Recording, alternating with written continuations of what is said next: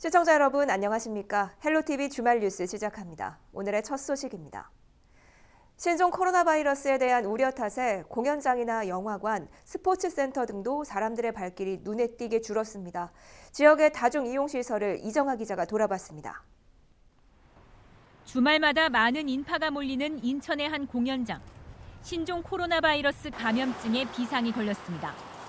방학을 맞아 열리기로 했던 대다수 공연들이 줄줄이 취소됐습니다. 앞으로 사태가 더 악화되면 전면 휴관할 가능성도 있습니다.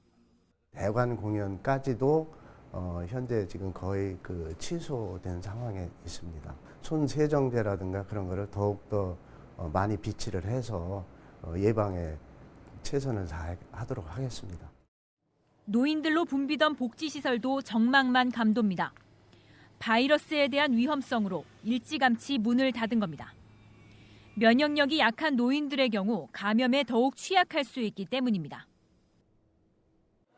매달 2천여 명 이상이 오가는 지역 스포츠센터.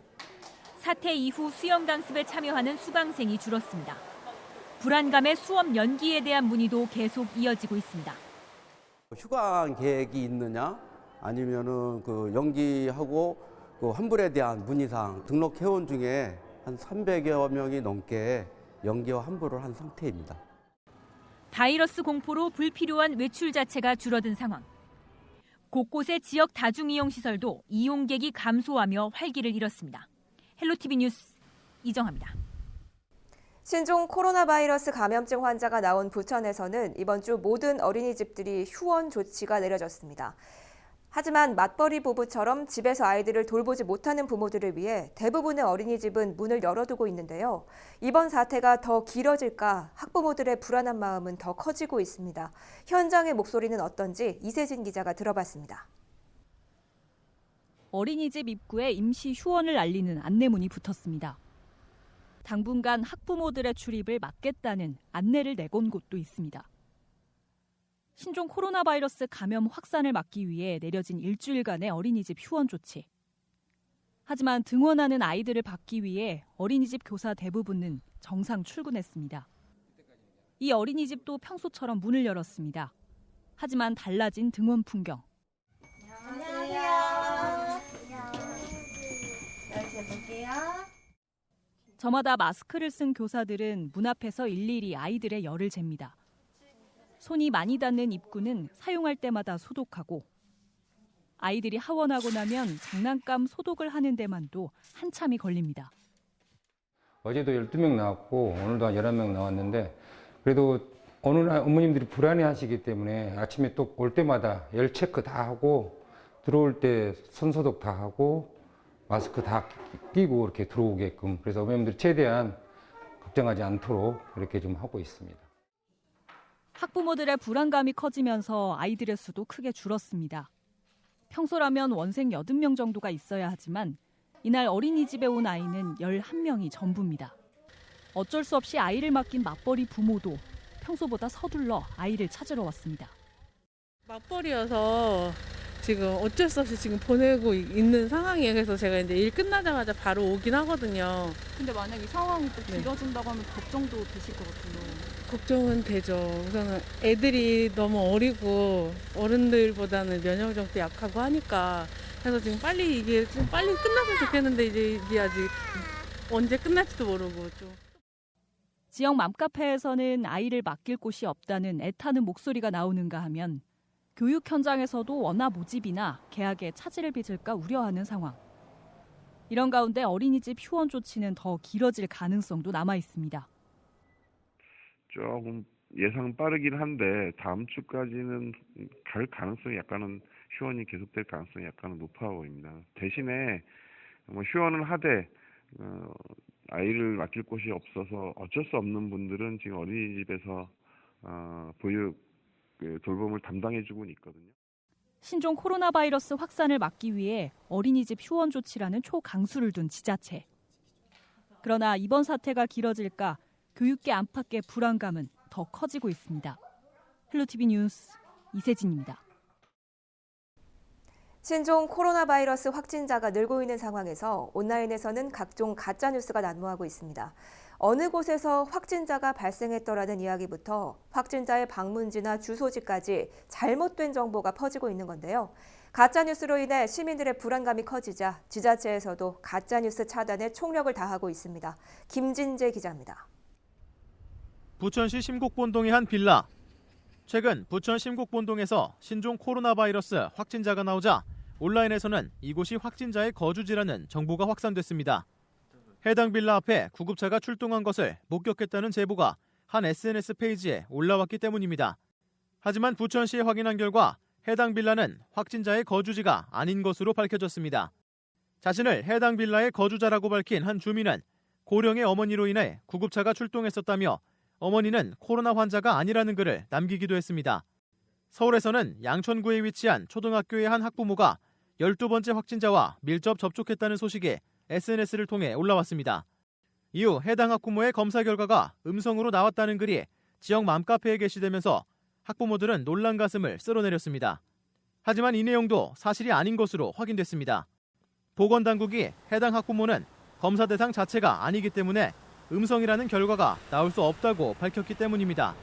사실이 밝혀지는 동안 해당 초등학교는 가짜뉴스로 인한 곤욕을 겪어야만 했습니다. 저희 학교랑 전혀 관련 없는 다른 분이 음성 판정이 났다는 그런 허위 SNS로 올리셨나 봐요. 일일이 다 해명하는 이 알림을 학부모님들한테도 보내드렸고. 네, 이렇게 가짜 뉴스가 난무하다 보니 가뜩이나 불안한 시민들은 더욱 혼란스럽다는 반응입니다. 잘못된 거짓 뉴스 같은 것 때문에 시민들이 오히려 더 불안해지고 오히려 더 많이 좀 걱정이 좀 많이 앞서는 것 같아요. 오보보다는 정확한 뉴스를 통해서 잘못된 것보다는 확실히 잡고 넘어갈 부분이라고 생각합니다.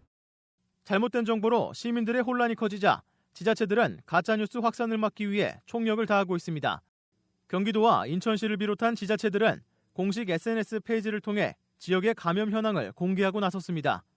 특히 최근 확진자 2명이 발생한 부천시는 시장이 직접 자신의 SNS를 통해 실시간 대처 현황을 알리는 등 가짜뉴스 확산을 경계하고 있습니다. 그러한 뉴스에 따른 문의자도 많이 오고 우리 업무에도 차질이 많기 때문에 이런 가짜뉴스나 잘못된 보도는 좀 자제할 필요가 있고 저희 또 정부에서도 가짜뉴스를 단속하기 위해서 형사처벌까지 하겠다고 지금 강화하고 있습니다. 시에서도 그런 가짜뉴스를 바로잡기 위한 노력들을 하고 있고.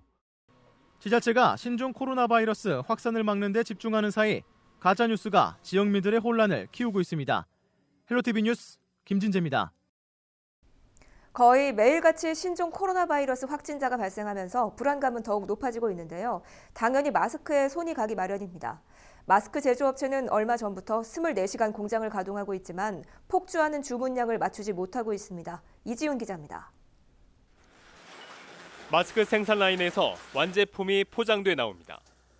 부직포를 투입해 마스크가 만들어지기까지 총 5단계, 시간당 4천여 개의 마스크를 만듭니다.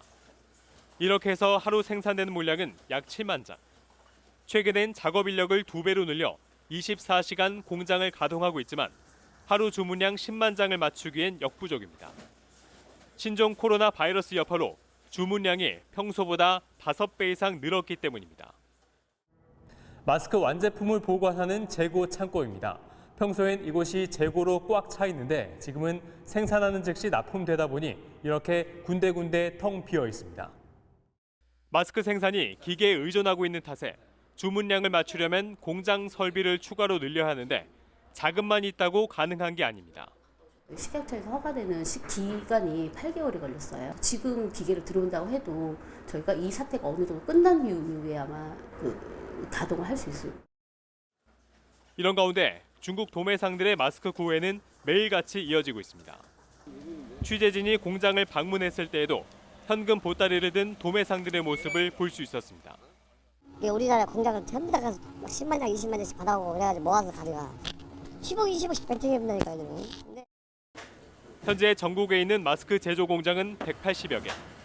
정부는 이번 주부터 마스크를 하루 1,000만 개씩 생산할 수 있도록 업체들과 협의 중이라고 밝혔습니다. 하지만 중국산 원자재 공급이 막힌 상황에서 국내산 원자재에만 의존해야 하는 데다 중국의 물량 빼내기도 당분간 이어질 것으로 보여 계획된 생산 물량을 맞출 수 있을지는 미지수입니다. 헬로티비 뉴스 이지훈입니다.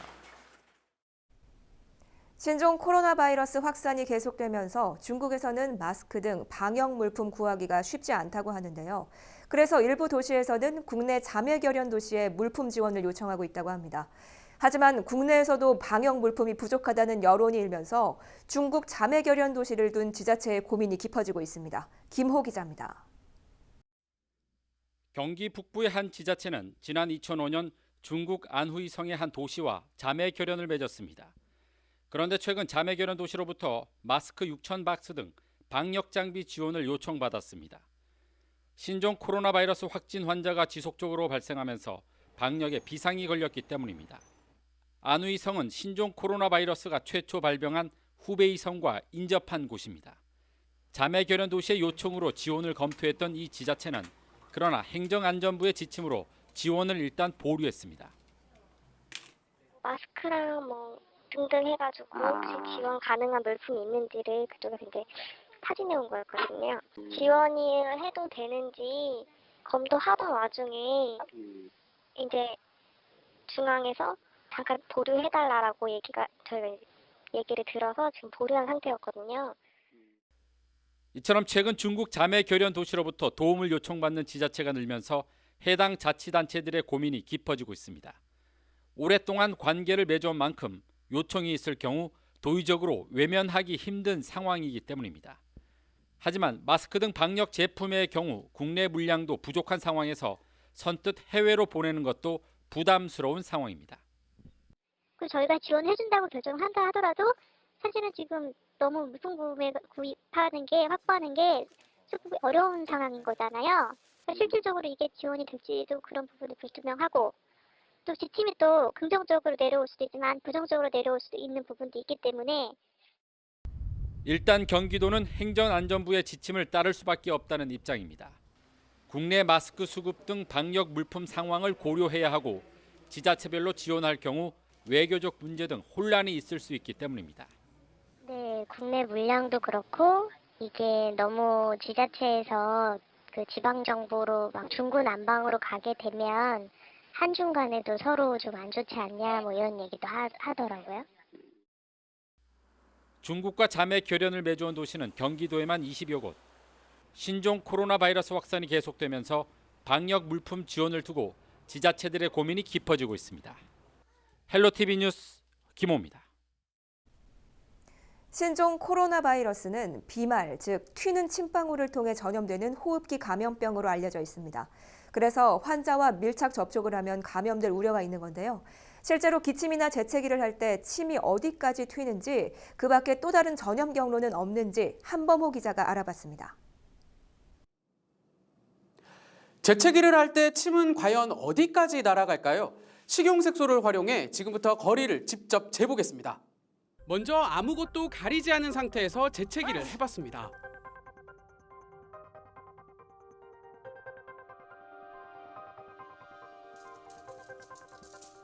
침방울은 2.8m까지 날아갔습니다. 이번에는 흔히 저지르는 실수, 손으로 입을 막은 채 재채기를 했습니다.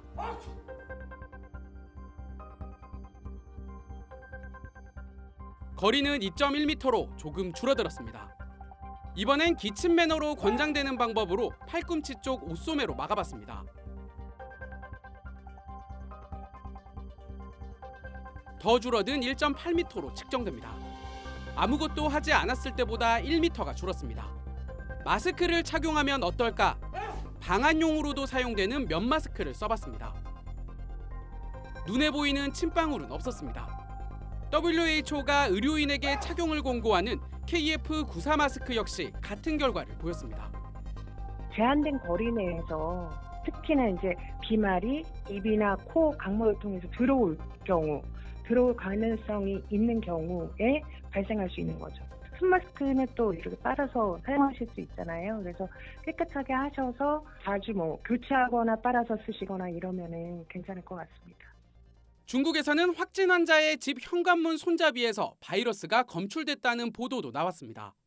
그렇다면 바이러스가 묻은 문 손잡이, 휴대폰 등을 만지거나 손을 잡았을 때도 감염이 될까? 전문가들은 단순 접촉만으로 전염될 가능성은 매우 낮은 것으로 보고 있습니다. 호흡기 상피세포랑 바이러스가 접촉하는 게 중요하거든요. 그렇게 말라 있는 경우이거나 아니면 이제 환경에 노출되어 있거나 이런 경우를 통해서 감염되는 건 사실은 가능성이 많지는 않거든요. 소독을 하고 위생을 철저히 하는 거는 필요하지만 뭐 문손잡이에 말라 있고 이런 것들 때문에 막 감염이 되겠다 이렇게까지는 하실 필요는 없을 것 같아요. 하지만 바이러스가 2~3시간 안에는 전염 가능한 채 생존하는 것으로 알려져 손을 씻지 않은 채 입이나 코, 눈을 만져선 안 됩니다.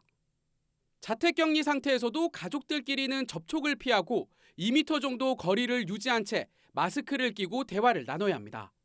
정부는 4일부터 확진자와 2m 안에서 접촉한 사람은 모두 2주간 자가격리 조치합니다. 헬로티비 뉴스 한보호입니다. 신종 코로나 바이러스 공포가 확산되면서 이와 관련한 다양한 의문들이 제기되고 있습니다. 목욕탕과 수영장에서 감염될까? 완치된 사람은 다시 바이러스에 감염될 수 있는가라는 등의 다양한 이야기가 나오고 있는데요. 김한식 기자가 전문가의 이야기를 들어봤습니다.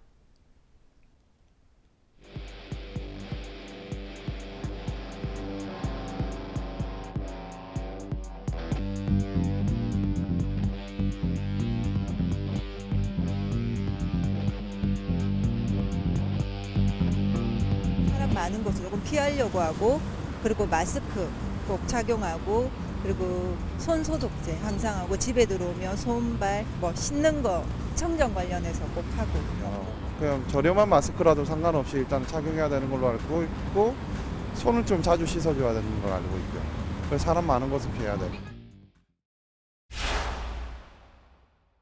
KF94나 99 등의 아무래도 4마이크로 이상의 미세 입자들을 95%, 99%, 94% 감염할 수 있는 그런 마스크들이 우선이 필요하다고 생각됩니다. 일반 마스크의 경우는 하지 않으시는 것보다는 접촉의 빈도를 많이 낮출 수 있기 때문에 하지 않으시는 것보다는 하시는 것이 훨씬 유리하다고 생각됩니다. 아주 낮다고 생각이 됩니다. 아까 말씀드렸듯이 그냥 보온용 마스크를 썼던 것이 안 하는 것보다는 나을 수는 있지만 그것들이 공식적으로 어떤 막아준다라고 알려져 있지는 않습니다.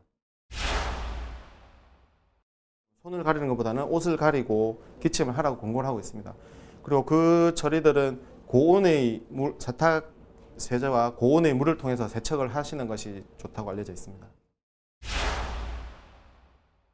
비말이 직접적으로 날아가서 것을 막아줄 수 있는 점에서 유리하다고 생각이 들고요. 그리고 아무래도 그 손이 직접적으로 가서 문지르거나 만지고 할 수 있는 확률이 조금 더 낮을 수 있기 때문에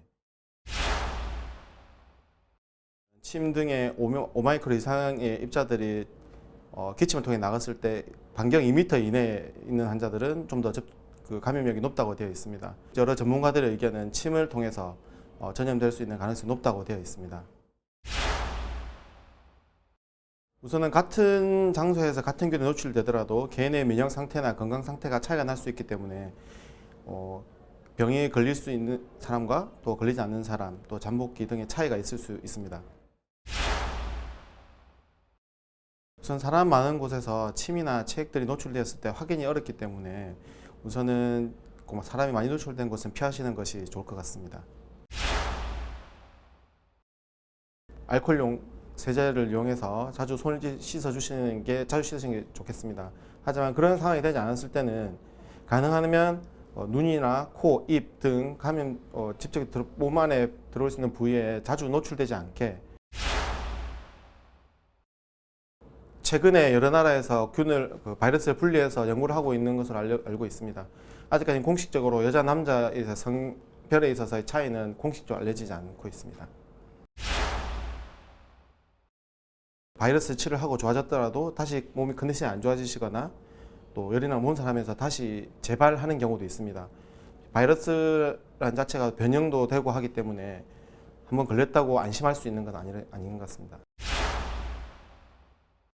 열이나 몸살이 있을 때는 본인이 심하지 않으실 때는 좀 의심이 될 때는 자가격리를 통해서 좀 경과를 보시고 많이 힘드시거나 하실 때는 각 병원에 있는 선별진료소를 이용하셔서 상담을 하고 경우에 따라서는 거점병 옮기시든지.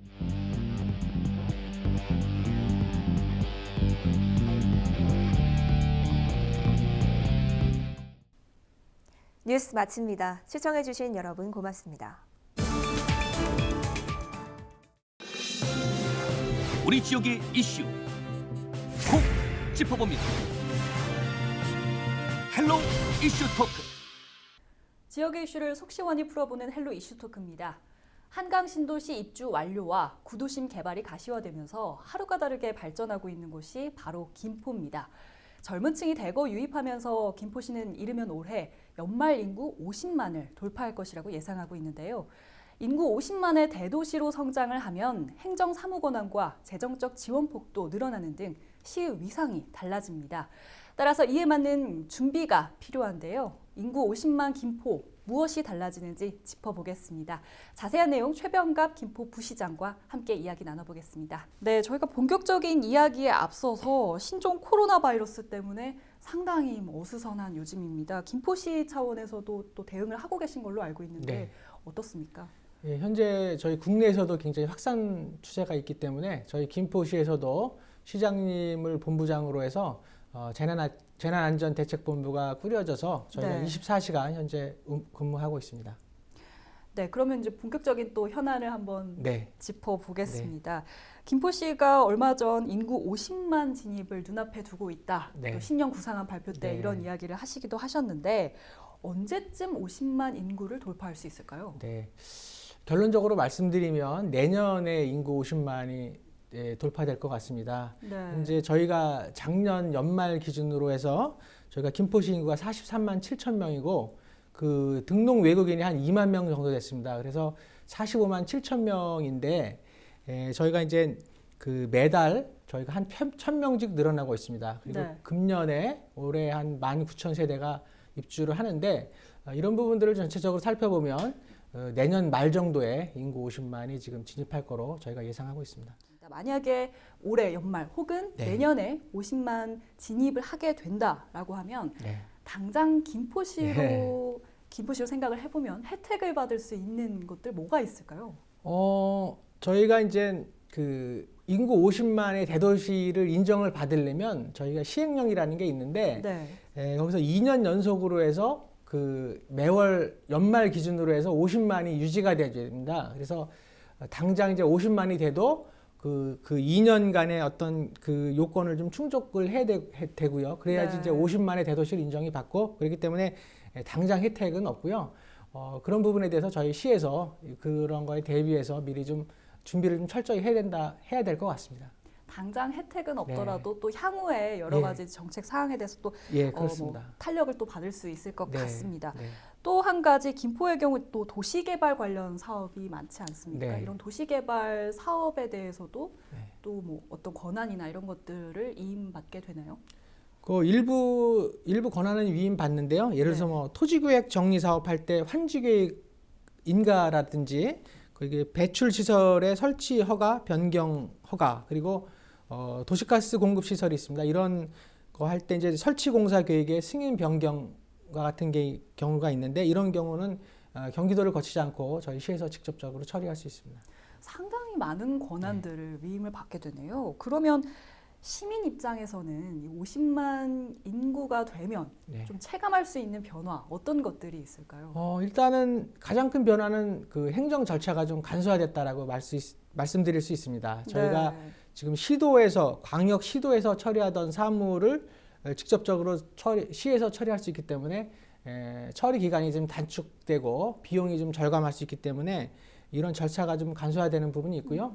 이 밖에도 좀 전에 말씀드린 것처럼 재정적으로 좀 약간 안정화가 되고 조직도 좀 확대가 되고 그리고 이제 그 지역에 맞는 여러 가지 뭐 환경 기준 제도를 좀 마련할 수 있고 그리고 이제 대규모 도시개발 구역 지정이라든지 이런 부분들이 있기 때문에 시민들 입장에서는 좀 더 나은 행정 서비스를 받을 수 있습니다.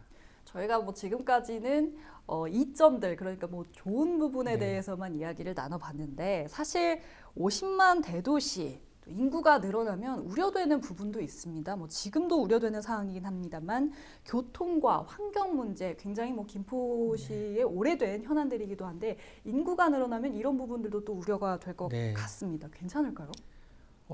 지금 이제 지금 교통과 환경 두 가지를 좀 말씀해 주셨는데요. 먼저 교통 분야를 먼저 말씀을 드리겠습니다. 저희가 지금 김포는 굉장히 도시개발이 많고요. 그러다 보니까 인구하고 차량이 굉장히 많이 늘어나고 있습니다. 그래서 이제 교통 인프라가 좀 많이 부족한 부분인데 저희 시에서도 이런 부분들을 좀 충분히 알고 있기 때문에 이런 시민들을 위해서 교통 편의 증진을 위해서 여러 가지 노력을 하고 있다는 말씀을 드리고요. 아시겠지만 지난해 9월 28일 날 김포 도시철도 사실 이제 김포 골드라인이라고 하는데 네. 개통이 돼서 지금 현재 좌석 버스 입성률 같은 경우는 0%입니다. 거의 시민들이 굉장히 좀 예전에는 입석을 하시면서 굉장히 어려움을 많이 겪으셨는데 입석을 안 하실 정도로 했기 때문에 도시철도로 많이 분산이 그렇죠. 됐다라고 분산이 봐야 되다 되네요. 보니까 예 그렇습니다. 그래서 굉장히 좀 편의성이 많이 증가가 됐습니다. 이제 그럼에도 불구하고 또 이게 그 버스 수요가 좀 감소가 됐기 때문에 버스 회사의 입장에서는 굉장히 운영상의 어려움이 있습니다. 네. 그래서 지금 노선을 좀 일부 노선에 대해서는 감차한다든지 노선을 좀 변경한다든지 이런 그 노선 개편이 좀 불가피할 것으로 보고요. 이 자리를 빌어서 시민 여러분께 좀 양해의 말씀을 좀 드리고요.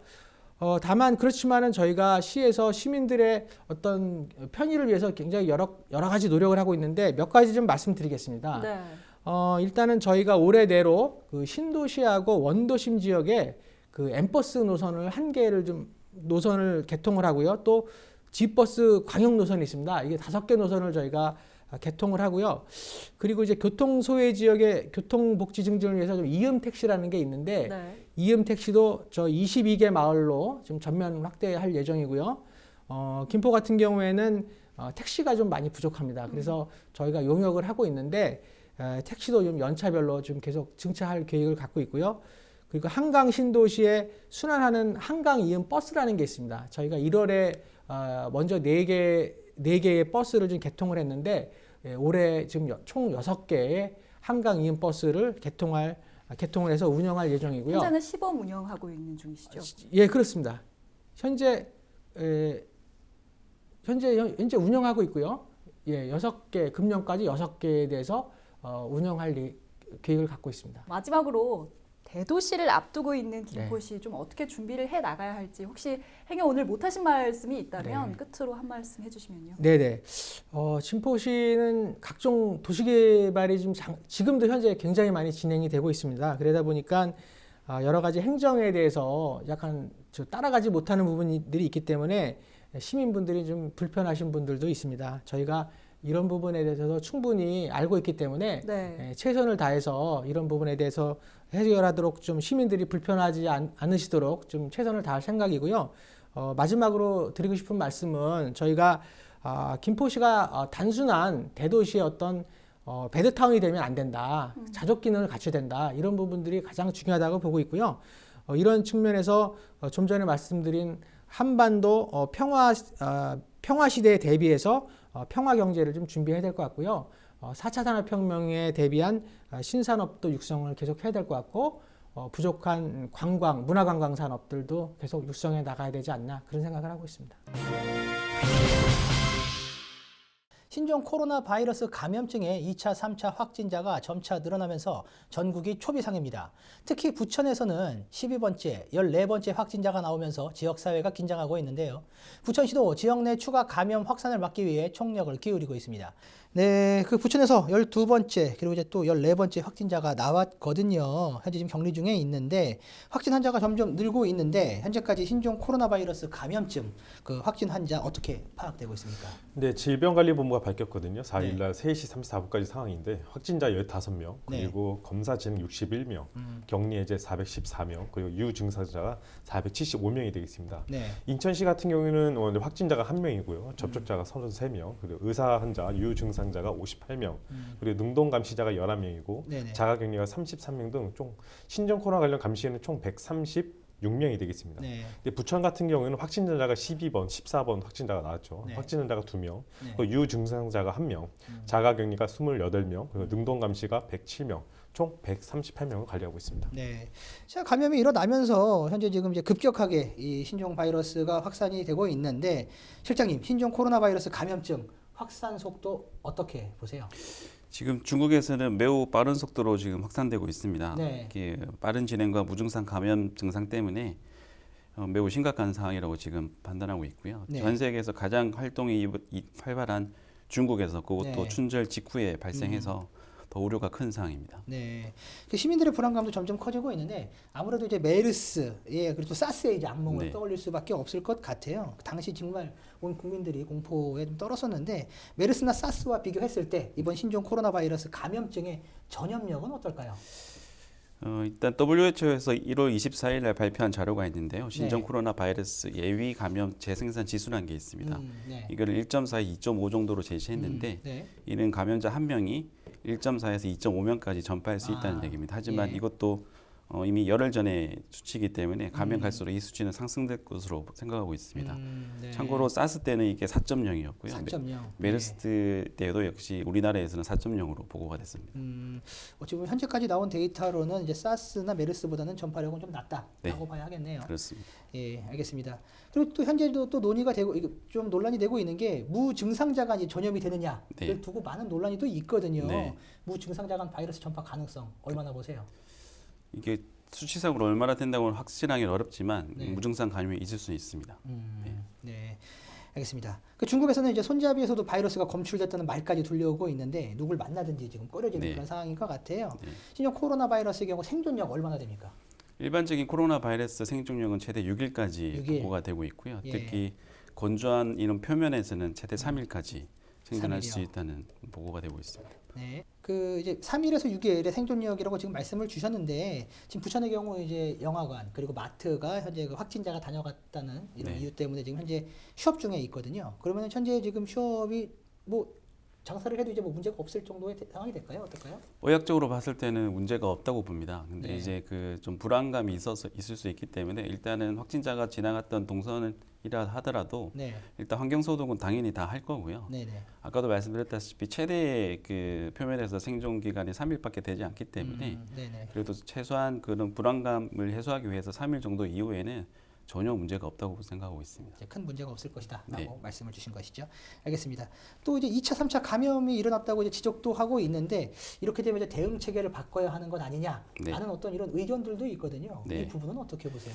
지금 현재 오늘 이 시간까지 15명 확진자 중에서 3명의 2차 감염자, 네. 또 3명의 3차 감염자까지 발생했습니다. 네. 지금보다 좀 더 강력한 방역 및 조기 발견 체계가 더 필요할 것으로 생각되고 있고요.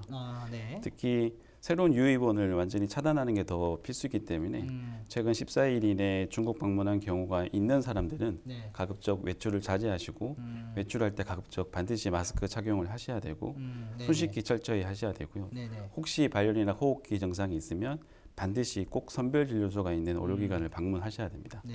그리고 정부에서는 하루빨리 일선 선별 진료소까지 네. 신종 코로나 바이러스 검사가 진행될 수 있도록 그런 조치가 하루빨리 되는 게 급선무일 것 같습니다. 어떤 이런 검사 시스템 확대의 필요성을 지금 말씀을 그렇습니다. 주셨고요.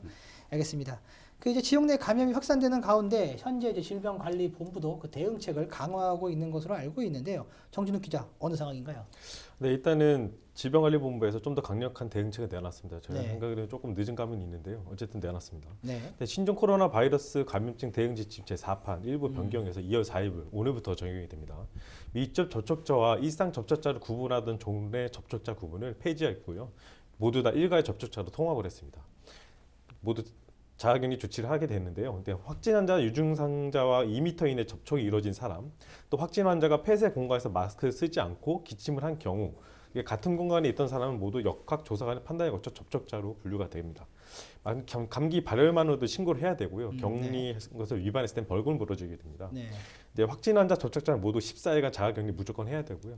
위반 시에는 300만 원 이하의 벌금을 처하도록 되어 있습니다. 네, 정말 마스크 잘하고 손만 잘 씻으면 일상생활이 큰 영향이 없는지 좀 궁금하거든요. 이 부분을 또 가장 많이 또 궁금해하실 것 같아요. 네. 어떻습니까? 일단 신종 코로나 바이러스 역시 기존의 코로나 바이러스와 마찬가지로 1차적으로 감염자의 분비물을 통해서 감염됩니다. 즉 환자의 기침이나 재채기 시 나오는 간이나 타액 등이 다른 사람의 눈, 코, 입 등의 점막을 통해서 감염되는 게 일반적인 거고요. 네. 또 환자의 분비물이 묻은 손이나 뭐 문고리, 표면 같은 데서도 간접 전파도 가능합니다. 네. 근데 그 가능성 자체는 매우 희박한 정도이고요. 네. 반드시 공기 감염은 아니기 때문에 걸어다니면서 바이러스 흡입해서 네네. 감염이 되는 경우는 없다라고 보시면 되고요. 네. 지나친 공포나 불안은 하지 않는 게 좋고 일상생활을 해도 전혀 무방하다고 생각합니다. 하지만 가급적 대중이 많이 모이는 장소는 방문을 조금 자제하시는 게 이 시기에는 좀 바람직할 것 같습니다. 네. 대중이 많은 곳은 좀 피해라라고 말씀을 주셨는데 생활에서 꼭 지켜야 할 수칙이 있다면 어떤 것들이 있을까요? 일단 지금 제일 중요한 것은 중국은 가지 않는 것입니다. 네. 네. 그리고 해외 여행이 만약에 계획이 됐다 하더라도 공항을 이용할 수밖에 없기 때문에 반드시 마스크 착용하는 걸 권장하고요. 그리고 우리나라 예의 중에 하지만 다른 사람 만났을 때 악수는 이 시기에는 좀 안 하는 게 좋습니다. 그리고 기침 예절 무엇보다도 가장 중요하고요.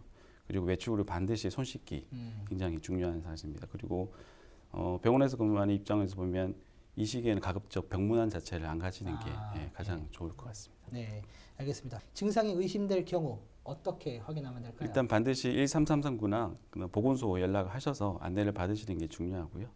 만약에 그런 거 없이 간다 그러면 반드시 선별진료소가 있는 의료기관을 방문하시는 게 좋습니다. 네, 그러니까 지금 말씀하신 부분은 이제 무턱대고 병원에 갔을 경우에 전파를 시킬 수 있기 때문에 그렇습니다. 그런 건가요? 네. 예, 알겠습니다. 그럼 이런 어떤 병원에서의 어떤 전파 가능성이 많이 이렇게 좀 어떤 조사나 이런 어떤 이렇게 연구 결과가 나온 게 있나요? 아직 뭐 그런 연구 결과가 나온 건 없지만 일단 병원 자체가 이 환자들뿐만 아니라 다른 면역 저하 환자들이 굉장히 많기 때문에 만약에 환자가 만약에 병문을 방문했을 때 다수의 감염자가 생길 수가 있습니다. 네. 국내 신종 코로나 바이러스 감염증 관련 확진자와 접촉자가 1,300명을 훌쩍 넘어섰습니다. 부천에서 거주자로 알려진 12번, 14번 환자의 동선과 겹치는 이들이 늘었기 때문인데요. 확진자가 늘면서 지역사회의 불안도 커지고 있습니다. 지자체들은 신종 코로나 바이러스 감염증의 확산을 막기 위해 연일 대책을 내고 있는데요. 자세한 내용 함께 짚어보겠습니다. 네. 신종 코로나 바이러스 감염증 접촉자가 급증했습니다. 지금까지 얼마나 되나요? 5일 현재 국내에서 이제 18번째 감염증 확진자가 발생을 했습니다. 이제 4일까지 16명에서 이제 어제 오늘 2명이 늘어났는데요. 한 명은 30대 이제 후반 남성으로 이제 싱가포르에서 이제 감염된 것으로 이제 확인되고 있고 또 한 명은 이제 16번째 환자의 이제 딸로 이제 판명이 됐습니다. 이제 이들 확진자와 접촉한 일반 접촉자들도 이제 갈수록 늘어나고 있는데요. 3일 날 이제 900여 명에서 4일 날 1,300명으로 늘어났고 이제 현재 1,300명 훨씬 넘어가고 있습니다. 유증상자도 3일에 68명이었던 것이 이제 4일에 129명으로 이제 하루 새에 61명이 늘어났습니다. 이제 12번 이제 확진자가 접촉자가 이제 늘어나면서 이제 일반 접촉자의 어떤 수도 이제 급수적으로 늘어나고 있는데 12번 확진자는 이제 관광 가이드입니다. 사실 이제 일본을 갔다가 이제 일본에서 이제 확진자의 통보를 받고 이제 국내에서 확진 판정을 받게 된 거고요. 12번 확진자의 이제 부인이 이제 또 14번째 이제 확진자로 이제 밝혀졌고 이제 16번째 확진자는 이제 광주에서 이제 대학병원에서 이제 치료를 받다가 이제 엑스레이나 이제 혈액 검사를 받았는데 중국 우한을 방문한 전력이 없다라고 해서 이제 사실은 의심 환자로 이제 분류가 되지 않아 가지고 검사를 받지 않았습니다. 근데 상태가 이제 악화되어서 이제 검사를 받은 결과 이제 양성 반응을 받아 가지고 확진 판정을 받았고요. 이제 오늘 밝혀진 건데 이제 17번 확진자가 이제 행사차 이제 싱가포르를 방문했다가 이제 말레이시아인으로 이제 확진자와 이제 접촉이 돼가지고 이제 이 사람이 이제 확진자로 밝혀지면서 이제 국내에 이제 통보되면서 이제 또 확진자로 밝혀졌고요. 이제 18번 확진자는 이제 16번째 확진자의 딸입니다. 이제 가족 간 전염 사례 이제 세 번째 사례인데요. 이제 이들 이제 12번, 14번, 16번, 17번 확진자가 이제 중국 우한을 이제 방문한 사례들이 없어가지고 의심 환자로 이제 분류되지 않았습니다. 이들이 이제 12월 이상씩을 무방비로 이제 지역사회에 이제 노출되면서 이들의 이제 이동 경로에 이제 비상이 이제 걸리게 된 겁니다. 이제 부천의 이제 확진자는 이제 2명인데 이제 5일 현재요.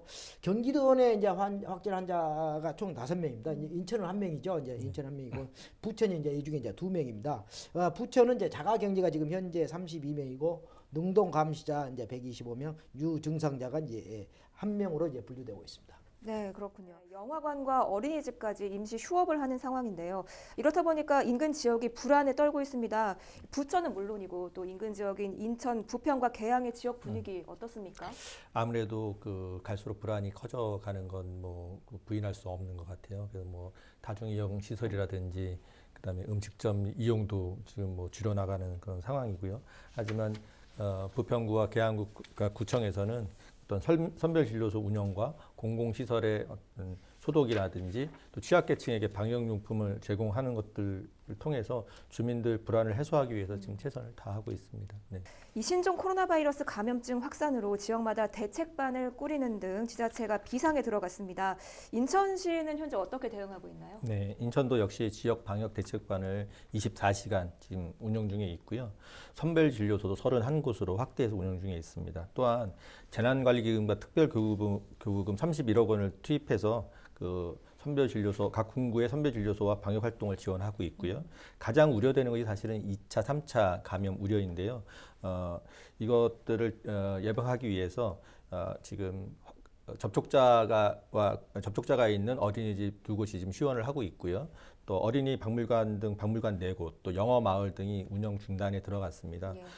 공공시설에 대한 휴관 조치가 이렇게 취해지고 있고, 또한 사회복지시설이나 시설관리공단 등 그 시설관리공단이 운영 중인 문화체육시설에 대해서도 휴관 가능성에 대해서 계속 안내를 지금 하고 있습니다. 그래서 지금 감염병 위기 단계가 관심, 주의, 그다음에 경계, 심각 단계로 나뉘는데 지금 현재 우리가 경계 단계를 발령하고 있는데요. 네. 심각 단계로 격상이 되게 되면 휴관 휴업이 이제 확대될 예정에 있습니다. 그리고 이렇게 될 경우에는 또 격리 환자들이 또 대량으로 늘 수도 있기 때문에 그 격리 환자 확대를 대비해서 격리 시설 확충도 지금 이제 준비를 하고 있습니다. 또한 자가 격리자에 대해서도 군구에서 1:1 매칭으로 공무원들을 배치를 해서 전담해서 하루에 2차례씩 지금 상황들을 확인하고 있는 그런 상황입니다. 네, 앞서 이제 학부모 전화 연결해서도 들었지만 마스크 가격 인상과 사재기에 대해서 우려하시는 분들이 굉장히 많거든요. 인천시가 조치에 나선다고요? 네, 지금 특별사법경찰들이 투입돼서요. 시중에 유통되는 가격들이 어떻게 되는지 점검하고 있고요. 특히 온라인상에서 이 매점 배속 등을 통해서 지금 가격이 천정부지로 솟고 있는데 이런 부분들에 대해서 그 모니터링을 확대해 나가고 있는 상황입니다. 시민들의 불안감이 계속 커져가고 있는데 이 불안감을 해소시키기 위해서 어떤 방안들이 있을까요? 네, 정부가 과다하다 싶을 정도로 대응하겠다 이렇게 지금 선언하고 있는데요. 네. 시도 뒷북 행정이 아니라 그 선제적 대응을 해 나갈 거고요. 현재 상황을 투명하게 공개해서 불필요한 소문들이 확대 재생산돼서 시민 불안을 가중시키지 않도록 하고 또 방역 및 예방 활동과 대시민 대처 요령을 적극적으로 홍보를 시행해 나갈 계획입니다. 시민 여러분들도 그 예방 수칙을 잘 지켜서 시와 함께 이 위기를 함께 잘 극복해 나갔으면 좋겠습니다. 네, 잘 알겠습니다. 네. 이 신종 코로나 바이러스 관련 취재를 하시면서 굉장히 다양한 경우를 많이 접하셨을 것 같은데요. 이 감염증 대응 측면에서 아쉬운 점은 없었나요? 사실 12번째 이제 확진자가 부천의 거주자로 알려지면서 이제 당정 협의를 개최했습니다. 부천시가 이제 시도위원들, 국회의원들과 또 시 간부 본부들 전부 이제 참석시킨 가운데 이제 지난주 토요일 날 이제 당정 협의를 했는데 거기에 이제 제가 취재를 갔는데 이제 언론인들 취재를 이제 막았던 게 상당히 이제 아쉬움으로 남습니다. 그럼에도 불구하고 그 이후에 이제 발빠르게 SNS를 통해서 계속해서 어떤 부천시의 어떤 상황들 또 그리고 대처 하고 있는 계획들 또 그 방역 관련 활동들에 대해서 일일이 이제 그 보고를 했기 때문에 상당히 그 부분에 있어서는 부천시의 어떤 그 행정력에 이제 높이 평가할 수 있다고 보고 있습니다. 네, 최근에는 부천에서 12번째 환자와 접촉한 학부모와 관련해서 근거 없는 소문이 돌았다고 하던데 어떤 일인가요?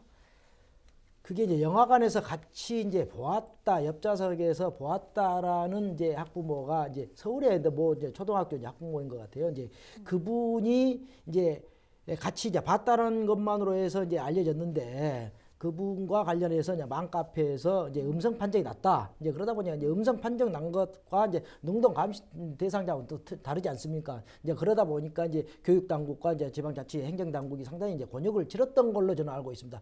부천시도 사실은 중동 지역의 병원에서 발생을 했다, 이마트에서 발생했다. 이제 그런 것들이 이미 확진자가 발생하기 전에 그랬지만 정재훈 시의원이 보건소에 확인해가지고 발빠르게 아니다, 가짜 뉴스다, 허위 사실이다 해가지고 이제 밝혀주고. 대부분 이제 그런 어떤 가짜 뉴스에 대해서 이제 강력하게 어떤 그 대응을 하고 있습니다. 부천시 역시도. 네. 오늘 손민호 인천시 의원과 오세광 경기일보 기자와 함께 이야기 나눠봤습니다. 오늘 두 분 말씀 고맙습니다.